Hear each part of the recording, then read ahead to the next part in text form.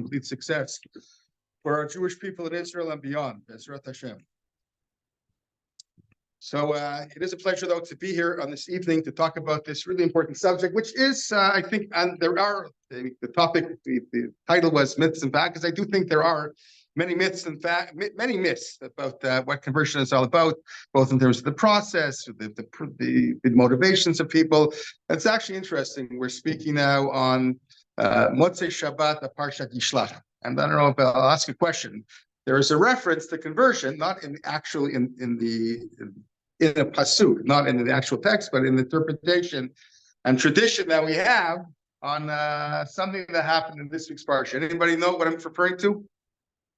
Relates to conversion. Chamor and Shechem. Okay, you could say, well, the fact that they were not part of Kol Yisrael, that's what I'm referring to, or Rabbi Lubin, you want to expand, or? Okay, yeah, so that's okay, good also, 100%, right? Yeah, okay. Yeah, okay, very good, exactly. So you have that. That's also correct. Okay, so you have another one. I focused on something else, but yeah, clearly, yes, that's obviously was part of a very difficult story that we have there, but something else. Anybody else? Pardon? Halal, taken from Shem. I mean, the fact that they took like I don't know that they took it says they took the booty there, they took but okay, it could be, but I'm referring to, pardon?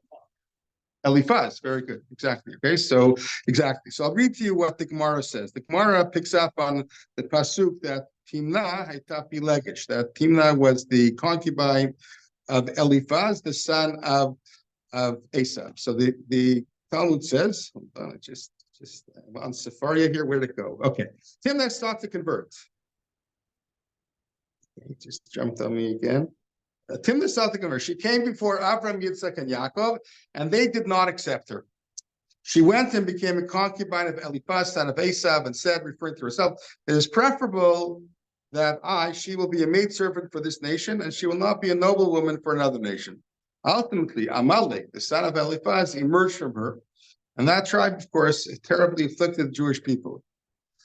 What is the reason that the Jewish people were punished by suffering at the hand of Amalek? It is due to the fact that they should not have rejected her when she sought to convert. It's a pretty striking Talmudic statement. It's pretty unbelievable, right? This is the Gemara in Sanhedrin, that Amalek, because, and we're not talking about some random group of Jews. We're talking, it says, Avram, Yitzchak, and Yaakov did not accept her. And the Talmud is saying, says pretty clearly that seemed to have been a wrong decision, and that caused tremendous damage. And if without getting into what's going on today and what many contemporary poskim say, even though Maimonides tells us there's no more actual nation of Amalek, but anyone who wants to destroy the Jewish people, the Sikhs, whether it's the Nazis or the Hamasis, you could call them Amalek as well, even if they're not the actual seed of Amalek. So this gives even this statement from this portion gives a certain perspective to the idea of conversion. Okay? Because a lot of people, when you talk about conversion, what's one of the first things people know when somebody comes to convert? What are we supposed to do? Everybody probably knows this. What do you do? It's on TV shows, etc. What do we do? You reject them. How many times? 3 times. You turn them away, right? So that's people. That's if they don't know much more about conversion. Everybody knows this. So where does this actually come from? Is this like a halakha? Where's this come from? So it comes from the book of Ruth.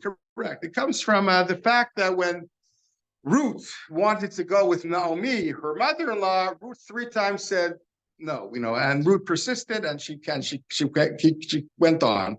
But it's not like this is halakha that if you open the Shulchan Aruch, that you have to do it every week. It's the idea that we're supposed to make sure that the person converting is serious. And as I've said numerous times, and when I talk about this, anybody who goes through, and especially in contemporary times, goes through any sort of conversion program, you're being rejected all the time. It's the fact that, from the Talmudic discussion, which we're not going to go into, we don't have time for that right now, it's clear that when people converted, it was a pretty quick process. It wasn't very long. We have the Talmudic statements and the stories about Hillel, that people came to Hillel. You know the famous story that was standing on one foot, right? But this one or that one, will dance. I don't know. So that's the famous story. But there are a few other Talmudic stories there, right? Anybody know what I'm referring to? There are a few other people who came to Hillel and said, "Convert me in order that I should be the Kohen Gadol, the high priest. Convert me." And somebody said to Hillel, and he accepted the conversion as well, that he's not accepting the oral law. He's only accepting the written law. So again, there's a whole discussion on what was going on there. But it's clear from this and the way that the Talmud in Yevamot discusses the whole issue of conversion, that the idea that you tell if a person comes to convert, you explain to them some of the mitzvot, hamurot, the kalot, some of the major mitzvot, some of the more minor mitzvot, and mentioned among the mitzvot there. You tell them about leket, shichachan, peya, the agricultural mitzvot, which we're supposed to do in order to help people, the poor of the community. That's one of the things you mentioned, but it doesn't talk about mentioning every single thing. So it's clear about, at least in the Talmudic time, that it was a much quicker process than when people came to convert. And we actually know that during the time of the Talmud, we know this from Josephus and from other sources as well, Philo, other places as well. There was a tremendous amount of conversion during the Second Temple era. And Josephus seems to say that up to about 10% of the Roman Empire may have been Jewish, or at least they loved Philo Jews, meaning they loved Jews, whether they officially converted. So there was a lot, but we know that the population of Jews expanded tremendously during this time period. So there was a lot of conversion, even though we don't have any reference really to proselytizing.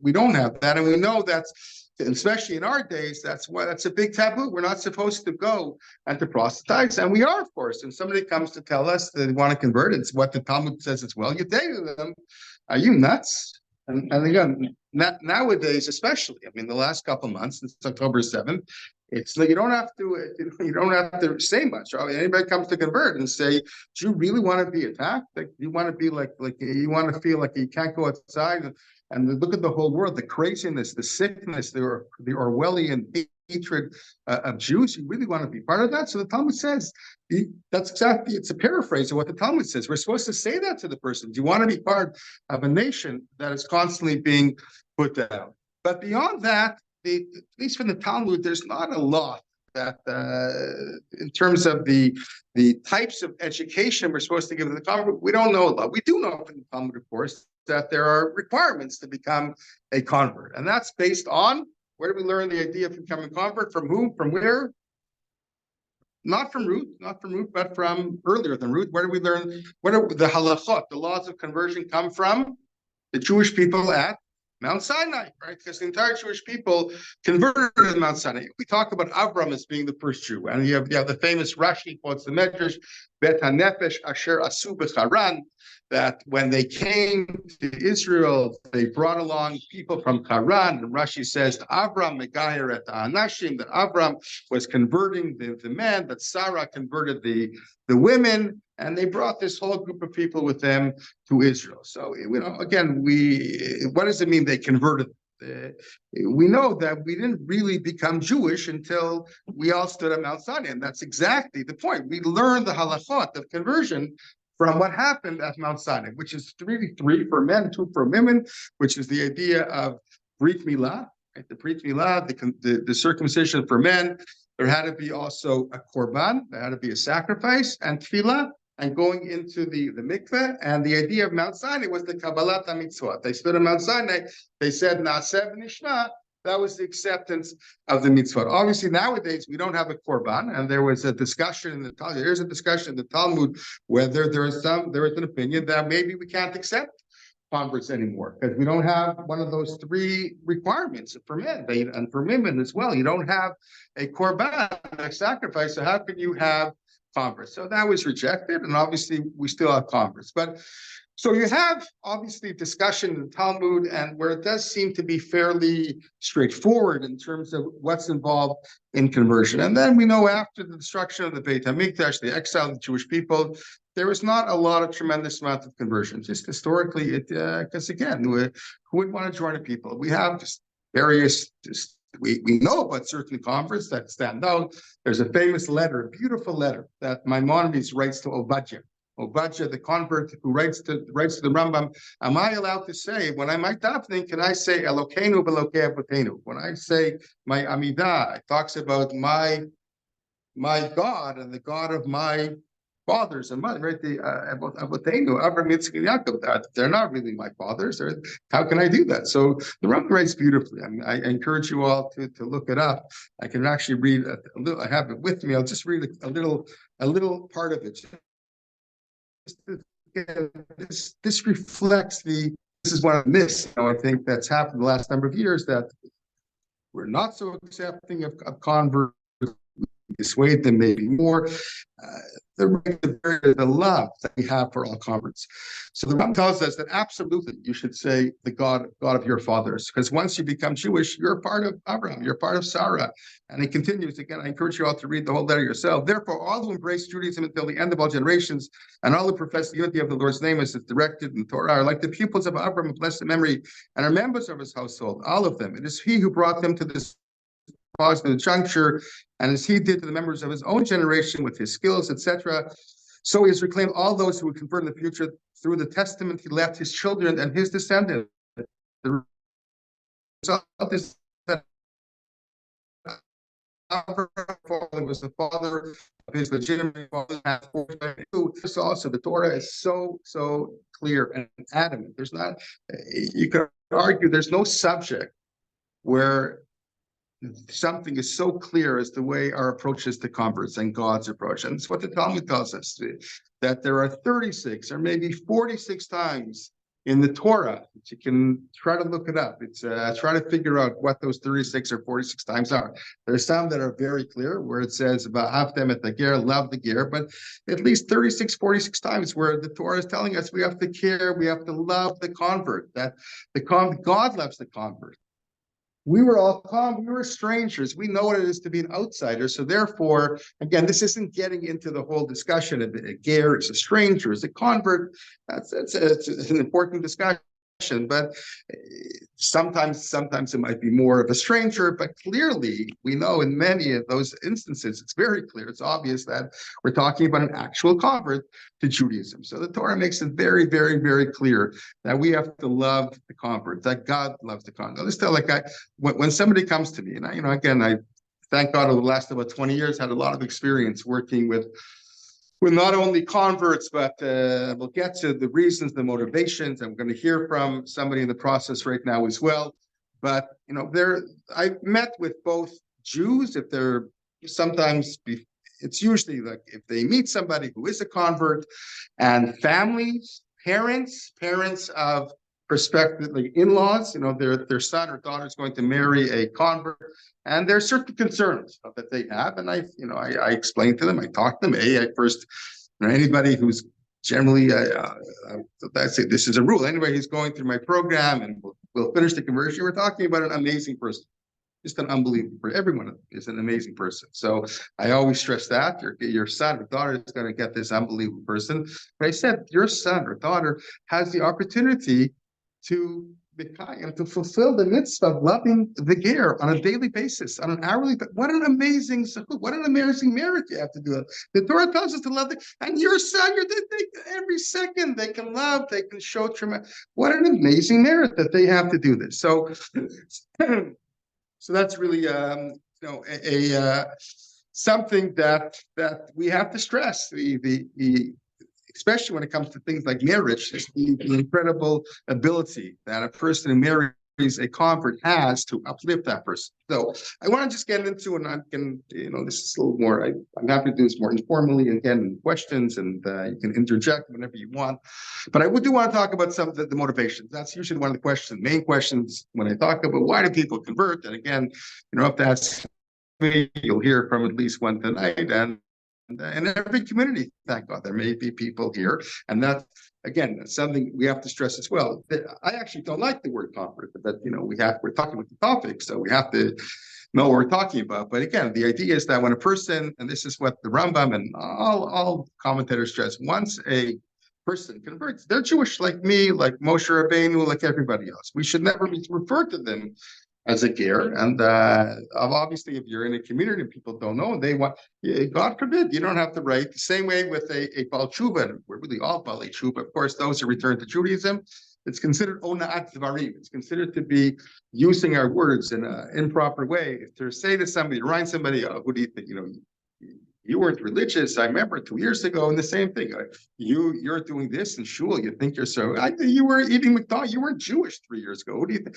God forbid is a terrible thing. But even again, just to mention, if somebody doesn't want to, again, many converts are happy to let people know about it. Those who don't want to disclose, we never should.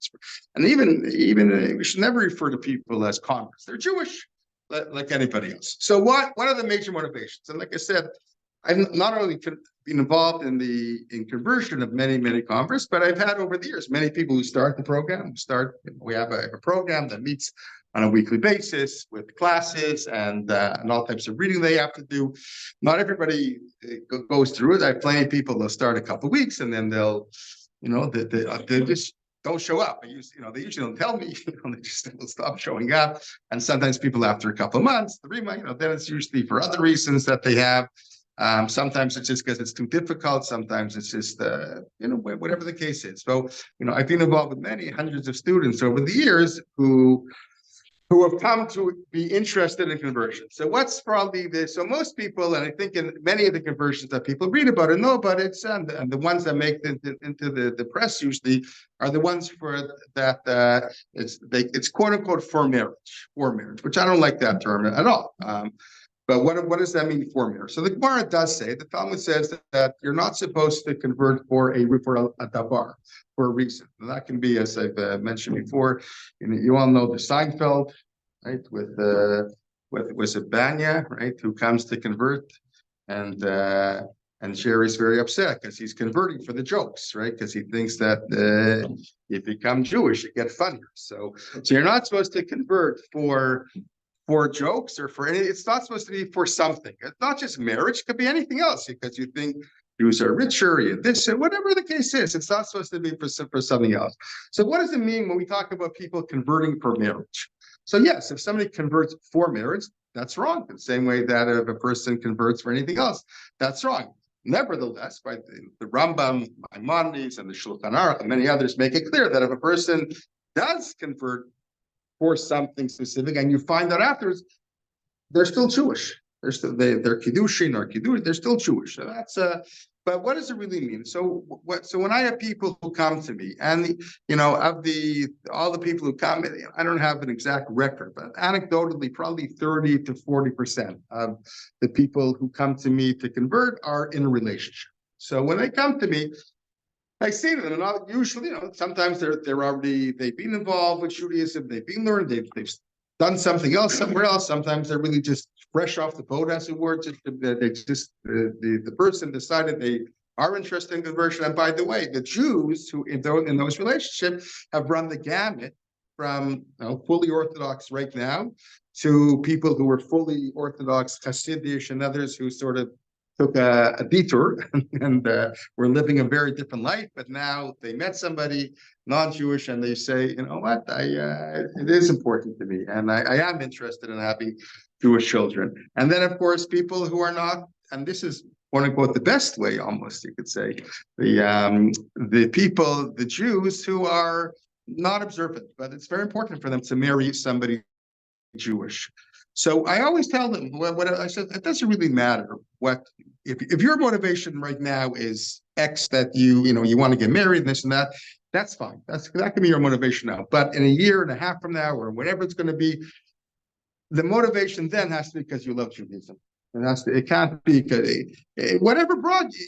People get brought to different things for all types of different reasons, right? They get their interest in Judaism and other things. So it doesn't matter really so much what's bringing you here. But as long as when you stand in the mikveh, that you can say that I'm doing, and I've been able, unfortunately, to test this sometimes, because what happens is sometimes people break up.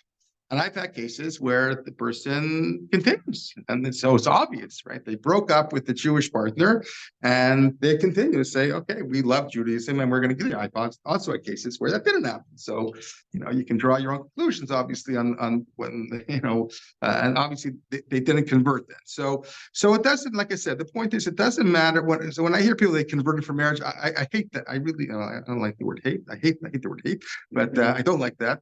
But I don't like when people say they're converting for marriage. First of all, we don't know what's going on in somebody.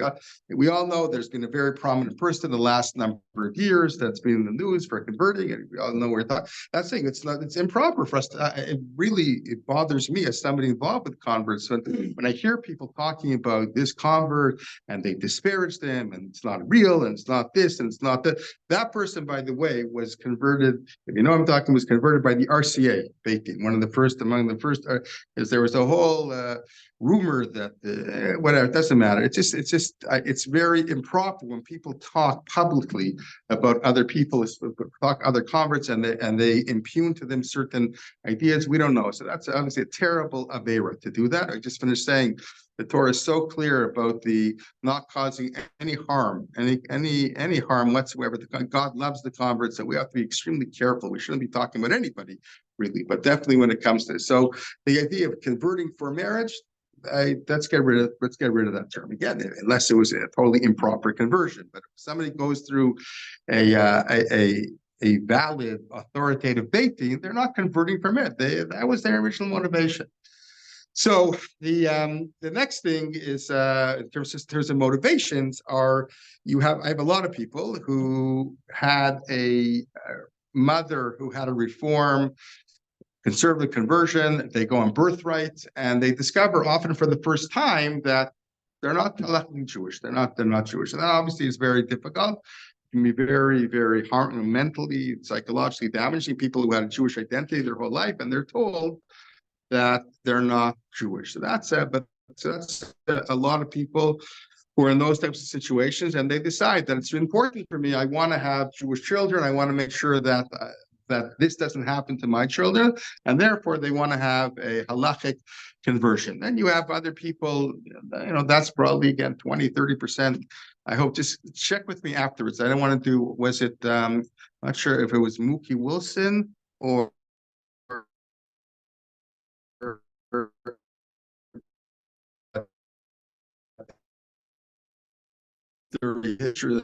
had a great. She said, yeah, fastball is 40% curves and 50% breaking.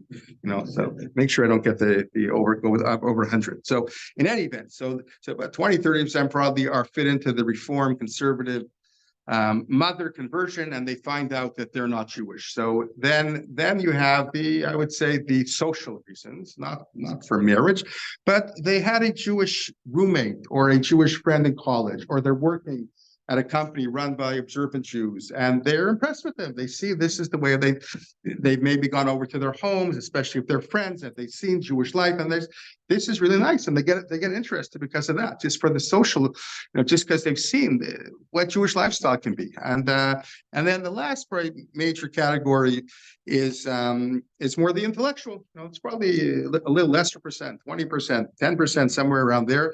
People who were often very religious people, or very religious Christians. I've had some Muslims also, but usually very religious Christians who, they begin questioning, and at some point they gravitate to Judaism. Nowadays, people watching all types of things online, they see an interesting shiur, an interesting this person, that person, they start looking to more, and then they start thinking about. I've just started dealing with it's really without getting into too much a group of people.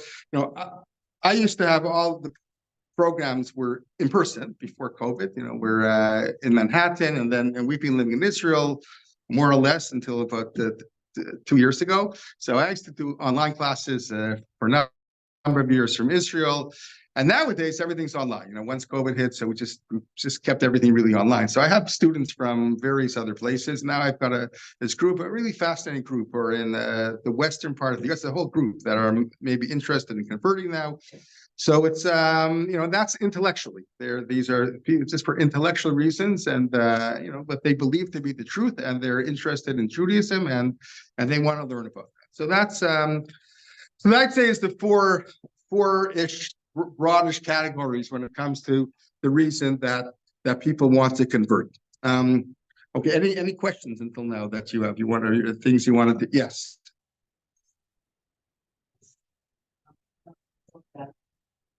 They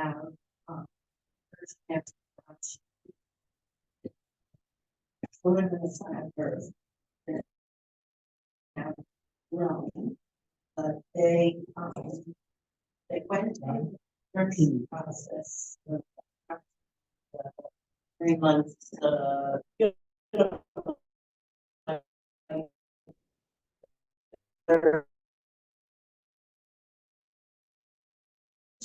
Told that once they had to, when they're babies, they don't know from anything. Okay. So they had to state this, which they did, Baruch Hashem. But I'm just bringing it up because I don't know if you're going to talk about it. Okay, excellent question. Okay, I was going to make a mention, but I'll mention now. So the question was, what is the Jewish approach to adoption, to conversion for minors? If they're, because in Judaism, when you're under 13 for a boy, 12 for a girl, you don't have what's called dat. You don't have the ability to make halachic types of decisions. So what do we do when we have Jewish parents who adopt children? So this is a big topic in general in terms of it's come up in halachic literature when it comes to questions of what happens if the parents are not observant. Right. So the mechanism that we use in this type of case is that it's a lot simpler when you're dealing with a child because, again, we say the child doesn't really make the decisions. And Mrs. Write your name again. You told me, pardon? Rivenson. What Mrs. Rivenson was saying is that the Beit Din, so basically the Beit Din will do the conversion with using the principle of Zachila Adam Shelo B'fanav. That we feel it's it's meritorious for the child to grow up in a Jewish home. So the Beit Din does the conversion. It's very, like I said, very simple. You don't have to, you don't have to go through a year-long process. The Beit Din looks at the parents, and this is where it's in the halachic literature where it's come up a lot.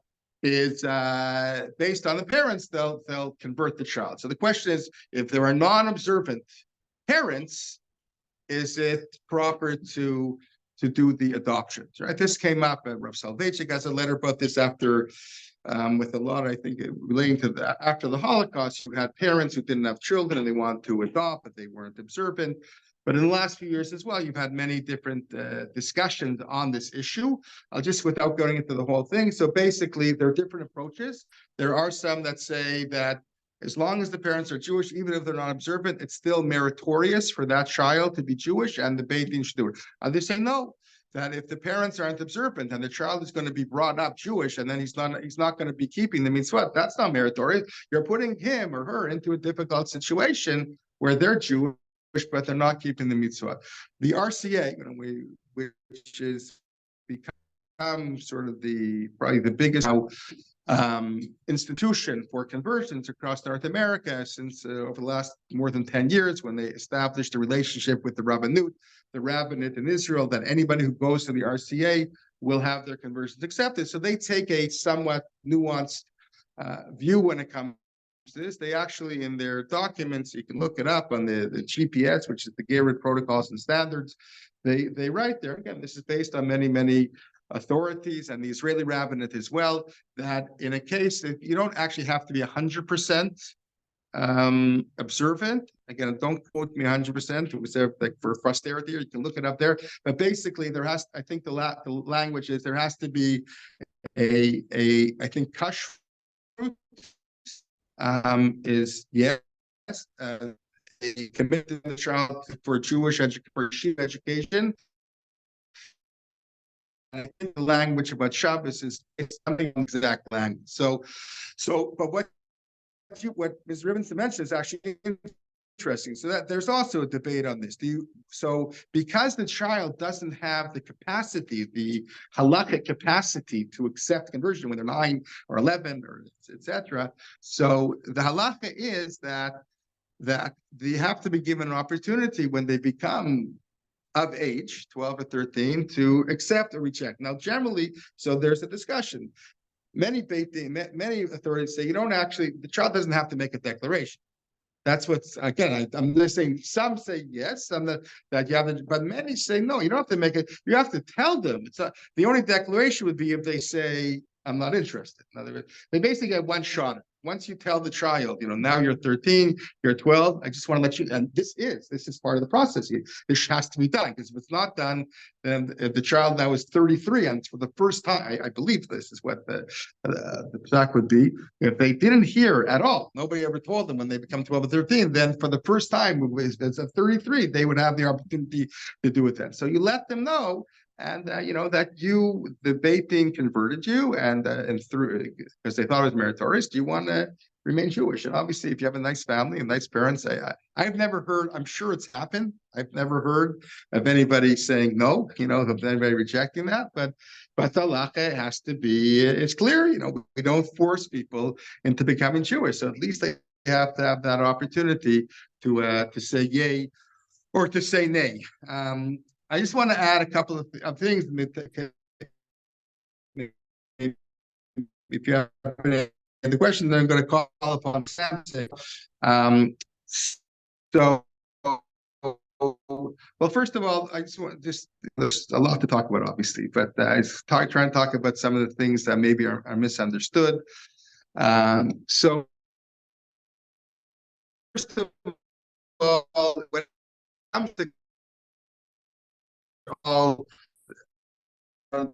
there has to be acceptance of the mitzvot. So what does that mean exactly? So you could get into a discussion. What does it mean to accept the mitzvot? Because I just mentioned before, the Talmud talks about Hillel. Hillel accepted people. Hillel accepted somebody. He said, I only accept the written law. I don't accept the oral law. So the Mefarshim, the commentaries describe there that it wasn't that he rejected it, he just didn't know about it, and Hillel knew that he would be able to teach him, and therefore he accepted. Some say that, others say he accepted him for conversion. Others say he didn't accept him right away, but he taught him afterwards. But you have other cases as well where it's clear from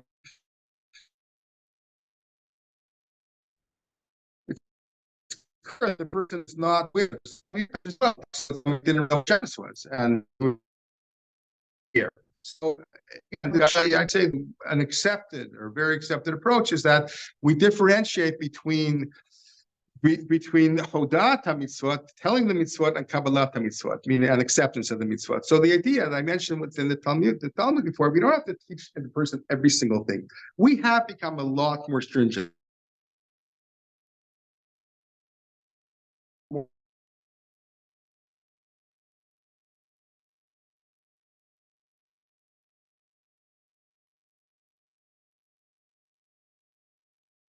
Not so long ago, and unfortunately, with the last month and a half here and 2 months here, I hope it won't become that it's so clear that we're a hated people. But nevertheless, it was clear if somebody who was converting, like I said before, you'd be really who was going to convert to Judaism when we didn't really have freedom, when we didn't have a state, when we didn't have all the luxuries, and we're so respected. Generally, at least we thought we were respected in America and other places to be Jewish.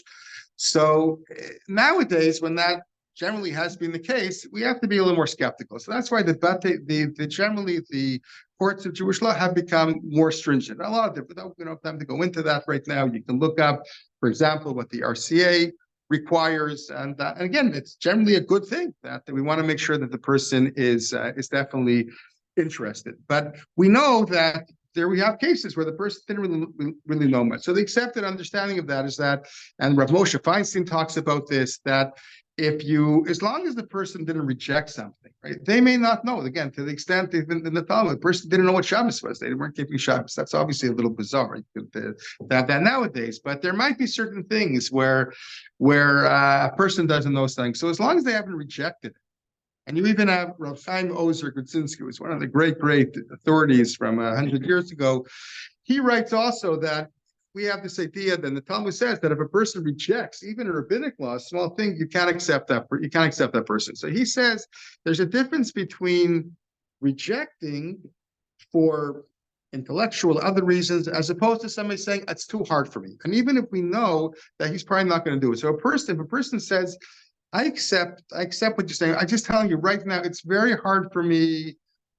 I know I'm going to have a hard time, and this is something I want to talk about briefly as well. I'm gonna have a hard time talking not talking lashon hara, right? The gossip. I just know I'm gonna.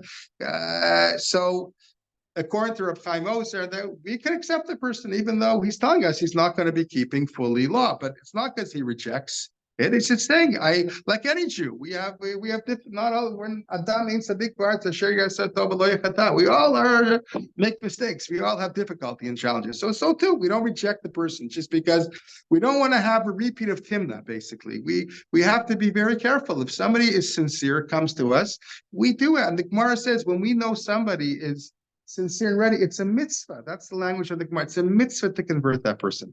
It's not so. Judaism does have, I think, a much more positive approach than we sometimes are led to believe when it comes to conversion. The pushing away and some of the unfortunate things you hear about people. When you understand the sources, when you just have to look in the Torah itself and the love that a convert is supposed to instill within us, and for them, it's obvious. We love geirim. It's an incredible, and I could have started by saying this. It's one of the great joys of my life and the merits that I've had to be involved with so many unbelievable people that are willing to risk so much. And they risk they to friends and family, especially the more religious ones. They're going to go to hell. They're going to do this. They stop.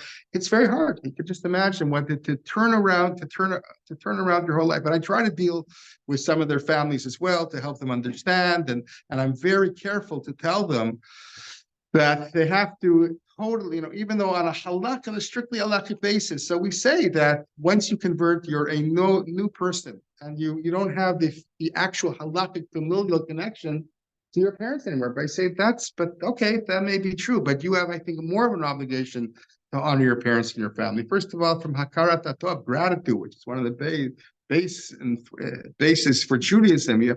Of course, you have to honor your parents, but also the Talmud tells us that, and it's relating to the conversion as well. The Talmud asks, so in that case, I don't want to say it's such a, can you marry if once you convert, so you don't have any familial connection, so you can marry a family, you can marry. So Gemara says that's ridiculous. We don't go from a lesser kedusha, a lesser sanctity, to a higher sanctity of Judaism, and then say, now you're going to go back to a lesser sanctity. The idea is supposed to lift you up. It's supposed to make you a higher person. So obviously, and when it comes to honoring our parents, and I've had a deal, unfortunately, with people who've been told different things, and you hear some, I think, irresponsible statements about staying away from family. It's not simple, it's not simple. This time of the year, I always have a whole session on Christmas and dealing with family at this time of the year. It's really hard, right? You have your close family, they're religious, and they ask, so what do you do? It's very hard. So I spend a lot of time trying to help people deal with this. And then once you have children, and your parents have a Christmas tree, and they have this and that. How do you deal with these? These are very, and this is why we all have to have tremendous love and empathy and gratitude for any convert, because we have no idea what they're really going through. So there's a lot more. Let me just stop for now, though. I'm going to ask Sam to come up and just to say a couple words, maybe about his rest. So just a brief word. So Dr. Sam Herod is he's actually a glaciologist, and he's got a fascinating story. He can speak. You can invite him for the next one. He can give all the. But I invited him here because he's a beloved student of mine. He's moved to Bradley Beach, and he's an unbelievable person in terms of his commitment to Judaism. So I asked him to say a couple words, a little bit about his journey, and a little bit of his motivation, and then if you have any questions I don't even know how long it's supposed to go, but you'll let me know. So Sam, you want us to talk a tiny bit about your journey and your motivation? Loudly. I wanted to convert to Judaism because I'm dyslexic and my brain really wanted to read from right to left. No, that's not the reason, of course, but it's somewhat slightly true. Uh, yeah, for me, conversion, I guess, um, for over 10 years now, I'm 35. For over 10 years, I've been sort of knew that an Orthodox conversion was imminent. And so for me, it's almost like I sort of know who I am in my own head and skin. And so it almost feels like more of a formality for the rest of you than it is for a change in me. So my PhD was similar. It was just sort of it changes your status in some sense, but to me, the day before and the day after was irrelevant. It's a matter of what you're doing, the science you're doing, the papers you're publishing, or in Judaism, how you're presenting to the world and how you're living your life. And someone said just today, someone said something so beautiful to me. It was a conversation after Marav, and we were talking quickly about whether there would be a minyan or not tomorrow morning at our shul, and they said, "Oh, Bradley Beach needs a minyan of 11," and that really touched me. And so I guess I mean, I come from Fairbanks, Alaska, which is a town. There's a Chabad in Anchorage, but where I grew up in Fairbanks is 7 hours by car away from Anchorage, and so there's really not any observant Jews in where I grew up at all. So it's kind of bizarre that's where I started to consider conversion. And there's sort of a difference between the books you see in a normal, like a Barnes and Noble bookstore. They'll have a religion section and they'll have some books on Judaism, but it's not like your art scroll, right? Like there's a whole separate canon of writing that you're not really exposed to unless you really look for it. And so it took me, basically, I looked at one book I think I got it at a secondhand bookstore, and in the first page of the book, it said, it was a book for reform conversion, and it sort of just said, like, look, this is what this book is, this is what it's written by, this is what it's intended for. Like, if you're looking for an Orthodox conversion or something more intense, then you probably need to buy another book. And really, without even getting into this one, I felt like I need to buy another book. And it was sort of it was the first time I walked into an Orthodox shul in Southern California. It was a Chabad, and that's pretty much when I knew my future would be living a Jewish life. It was quite astonishing. I grew up not really with religion. My father was an atheist. My mom was a Catholic, but wasn't terribly observant. So I had been to Catholic masses before, and just felt so to me it was felt inauthentic and uncomfortable. And so I was fairly certain that I would be living sort of a very secular life. That was what I was quite sure of through, I guess, high school.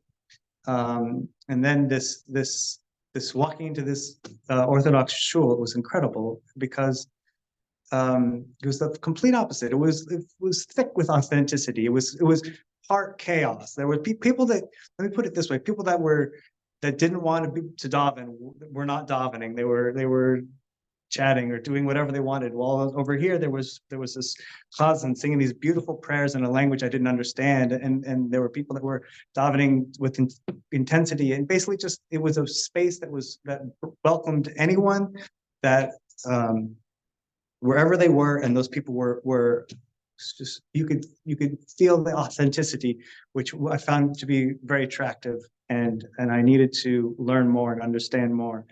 And so I started to study and learn on my own, and this is more than 10 years ago. And then I was also just very focused on my school, which very coincidentally took me to doing a PhD in Europe, in England, Northeast England, and I ended up living in Gateshead for 3 years, which is it's another interesting. If you're familiar with it, it's a very Haredi kollel and very intense, and it was hard to sort of break into that. I met with the Chabad rabbi who lived in Newcastle across the river, and And I showed up, I'm like, this is who I am. I'm so interested in conversion. Look what I did. I looked for the kosher grocery stores and I rented a house next to it. And he's like, you don't want to live there. That's the wrong side of the river to live on. But it was actually incredible because I made friends. I was invited to Shabbos almost every Friday, and I was accepted, and I learned, and I saw an incredible part of Judaism. And but the problem is that while I was traveling all the time for school, I was never in one place stable enough financially, and just I never knew where I would be next, and so I was never fully able to commit and say, I'm going to, as a glaciologist, how many jobs are there? There's not so many. So if they said the position that we will hire you for is in Tromsø, Norway, and there's no community there, then what do you do, right? So I don't know. So it's always a question for me, how like the commitment had to be 100% so that if that position in Tromsø became available to me, would I have the courage and ability to say, no, I can't because there's not a minion there? Like, it's hard for me to get to that point, but the benefits outweighed any sort of doubt that was in my, there's been times where I've been less committed to Judaism, and I would be out running on Shabbos and I'd see a family walking to shul or home from shul, and I would just be thick with sort of many emotions, I guess envy, but also kind of remorse at myself for not being more strict and committed to the process, and just sort of doing what I know is the right thing for me.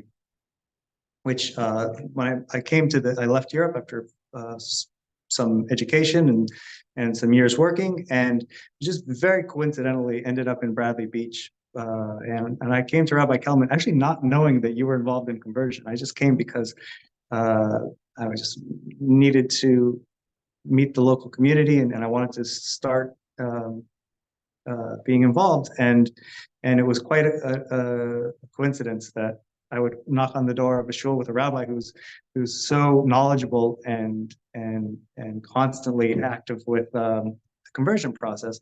And so we started to learn and work together, and I started to take Rabbi Kelman's courses, and it's been a really amazing experience to be so welcomed by the community. If I know most of you are probably born Jewish, so I think that there's two things that I would maybe say that is relevant in your life that I can share from my experience. Number one is that the community is so warm and welcoming. It's unbelievable. But when it comes time to count the minyan, you don't exist. And so I feel like I have some empathy towards women that daven regularly. And so I guess my suggestion would be, if there's a woman at your shul that davens all the time, when you're counting for the minyan, say, hey, are you coming to daven too? Just because it's really amazing when anyone comes to, whether they're in the minyan or not. And so that's kind of something that I've felt, which is I guess an observation. Second is that it's very hard for some people to empathize with how little I know. And so there's kind of two ways to teach someone, and I think the disparity in Judaism, because basically I'm a fully grown man, I can read. It's like there's a lot of these are it's a strange thing to maybe wrap your head around, but there's instances where, like, I've just not known something. Someone's asked me a question or quoted the Chumash and I don't know it, and they're like, 5-year-olds know this. How do you not know this? Like, what's the matter with, like, I seriously can't talk to you. Go learn for 3 years and we can have a conversation. So it's like that hurts a little bit. I get it, but it hurts a little bit. So I guess there's like two ways to teach someone. There's like, one is like, just kind of just be in when they don't know something, to just be kind of like, how can you not know that? Like, that's been explained, or you must have read this. And it's like, I mean, I get that response, but then also if someone doesn't know something, that's also like an amazing opportunity to learn, even if a 5-year-old should know it and this grown man doesn't know it. Like that's still, like, if you don't know it, amazing. Like, let's learn it. Like that's another way to approach the situation.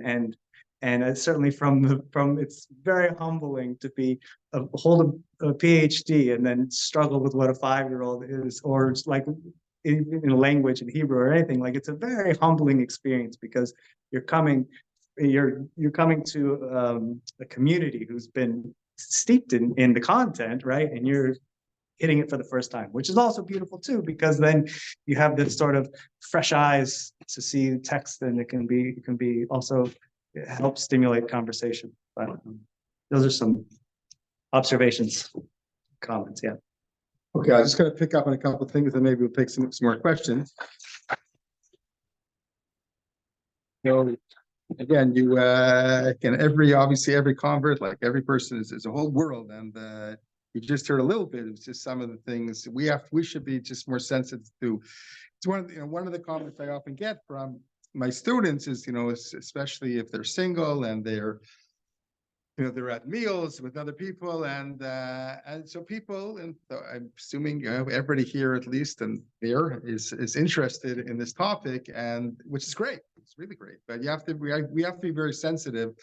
Like sometimes, again, I'll hear from the guy, they're asking me all these questions, and everyone's like bombarding them with questions, and it's like, so I tell them, turn it around. Say, why don't you tell me about your whole life from the time you were 6 and why everything you wanted to do in your life, so we have to be very careful not to, again, to treat converts with, especially those in the process, with as much sensitivity as possible, with as much love and empathy. And again, I just can only stress so much, our community could do a better job. I mean, I've heard all types of things from conversion students, just inappropriate comments.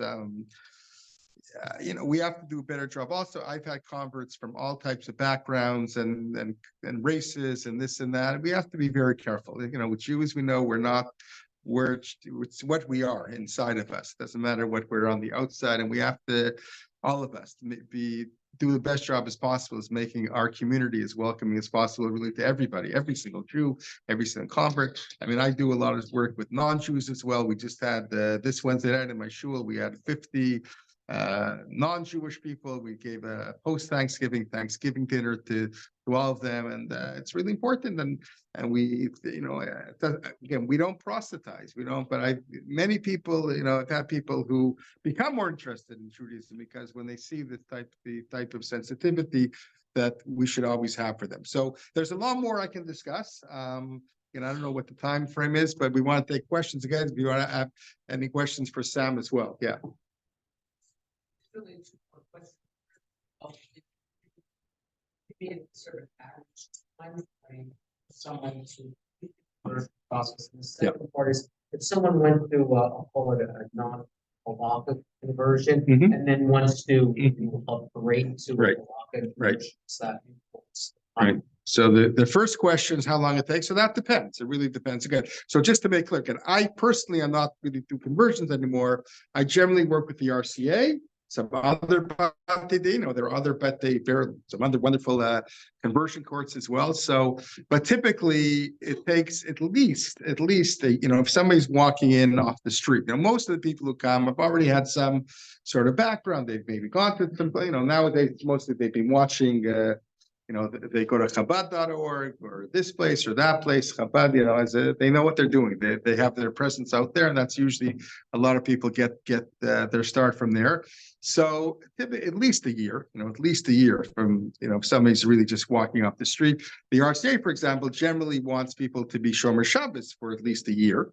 Before they'll do the conversion. So, but again, but I've had people who've already they've had a strong background, and that can be a little quicker. I mean, it is subjective. It's whatever the Beit Din. It's like whenever a Beit Din, a Jewish court of law, has to deal with. It's what the Einei, it's what they see is the proper. So I try to be very involved when I mean, because the RCA, which is the Beit Din I work with the most, they're a centralized system.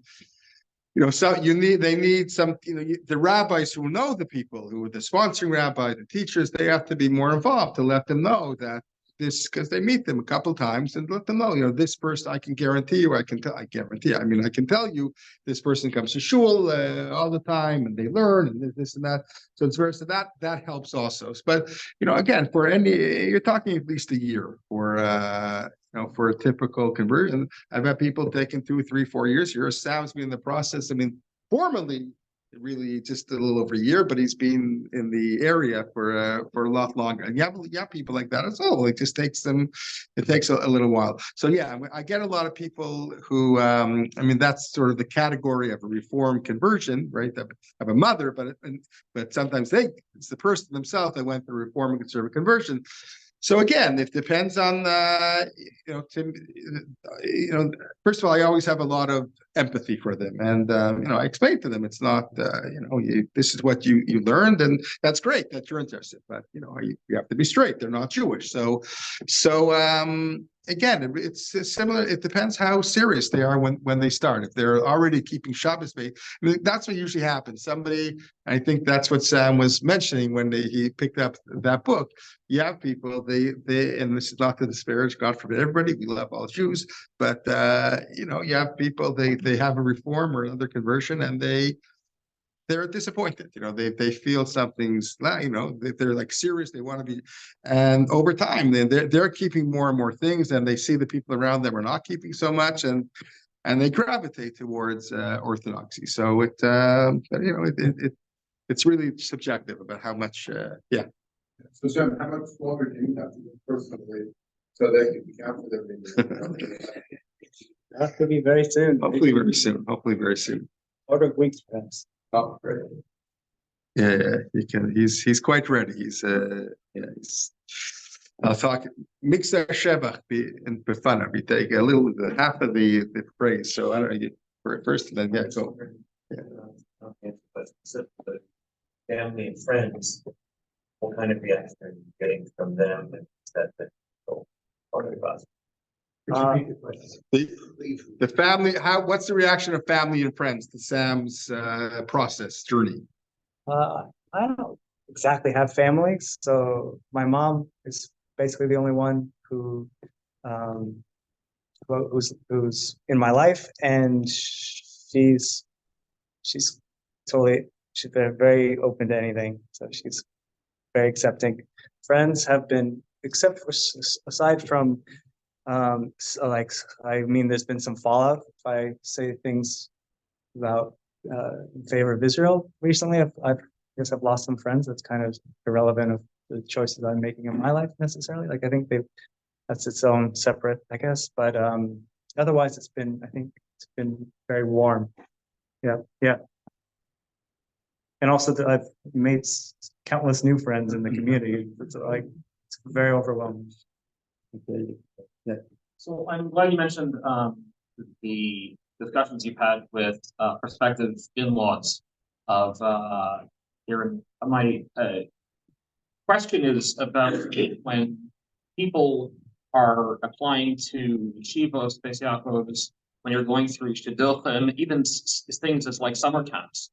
Not only are they asking for the credentials of the child or the prospective chassan or kala, but they're asking for all the credentials of the mother and the father, where they went to yeshiva, and we end up stigmatizing, I feel, generations of not only geirim, but their children and even grandchildren, because we go through this selective process to essentially almost put them in a secondary pile. Yeah. How do we stop that? It's a great question. It's really a function of modernity. It's again, both, like I said before, until recently, how many geirim did you actually have? But people lived in their own communities. Everybody knew each other. They didn't have, nowadays, the mobile society that we're in. So, people come from this place, that place, and yes, and all the applications in shuls, and you list if you're a geir. So it's a terrible thing, but unfortunately, it's generally somewhat necessary. At least it has to be, meaning you want to know that the person is Jewish, and again, because we do have all types of other conversions, non-halachic conversions. So you do have to know. Now, that means though, there should be one, whether it's the rabbi, one person who should really only know about this, right? As long there should be one person, the whole board, nobody has to know this as long. So that's one at least answer. And again, it's something unfortunately that's necessary. In every conversion now, you have the that gear, right? That says that you are a gear, and you take it around with you and you show it, and then we haven't even gotten to some of the issues with Israel, and it's a lot of very sad things that have happened, and the inui, which is the affliction of a converts, which shouldn't happen, have happened. So one answer at least is that there has to be a tremendous amount of discretion. As a rabbi of a shul also, this is real life. We've had people who had non-halachic conversions. So it has to be dealt with sensitivity, but not everybody should know about it. So that's at least part of the answer. That meaning that yes, if you're applying to this, you're applying to a school. So shidduchim is a whole other pile of kettle corn or whatever the case is. That's a more difficult thing. But they should be kept as quiet as possible with the least amount of people knowing about it. I don't know if that's the only real answer that I can give to you. And we should all of us should be sensitized that again, first of all, anybody, if you do know somebody's a convert, we love you, that's a great badge to have, but it shouldn't be, every person doesn't need to know everybody's back. As long as the rabbi, the people who need to make a decision, that's it. It's not just an issue of knowing, it's an issue of once you're satisfied, let's say that person's parents are halakhically Jewish. Why should that somehow damage their chance of getting into? Oh, obviously it should not. That's terrible. That's disgusting. That's sick, right? No, of course not. That should raise it. We have to. Exactly. We have to relate to converts with much more sensitivity and give them every. You just heard. It's the whole family situation is very difficult, and so you have to support them as much as possible. You have to I've had cases where two converts get married, so there's no Jewish family on either side, and they have to make their way through without knowing some of the things Sam was saying, things that we assume, cultural things that we went to camp with, we all know the inside baseball of Judaism, that a convert takes a long time to learn about that. So yeah, we should help them much more if anything. So yeah. You can say her, and I should have asked her names. I could. Sorry. What are your perspectives or experience with orthopraxy, like the converts that are serving the practice? Okay, great, good question. Right, the question was, what about orthopraxy? Right, the social orthodoxy, you want to call it, right? People who enjoy doing the mitzvot, but don't necessarily believe in God. So that's a problem. Again, if you're asking me, again, the basis for Judaism is emunah b'Hashem, is belief in God. So it's hard. If somebody doesn't have that emunah, that's a problem. First of all, I tell all prospective converts, and even the day of their mikvah, I say, listen, we need good friends on the outside. You don't have to do this. It's okay. Don't feel bad. You have to be 100% with this. If you have any doubt, don't do it. Like it's, what you don't need to do this. We believe we're the only religion, of course, that says that you don't need to be Jewish to have olam haba, to have the next world and to be rewarded. So what do you have to do? So I would tell somebody if they don't have to, it's very nice. You can do a 7, though. You can study, but until you can generate them, that's not a good thing, to not believe in God. The whole base of Judaism with that Anochi Hashem Elokecha is the first of the Dibra. If you can't get past the first Dibra, it's going to be hard to get the Shabbos and all the other things. And so that's again, anybody, I'm happy and etc. But I wouldn't encourage them to convert unless they have belief in God. Again, we can talk other things. I've had all types of other people tell me that they have an issue with this and that, so you have to deal with them. Yes. I just wanted to- Son, he was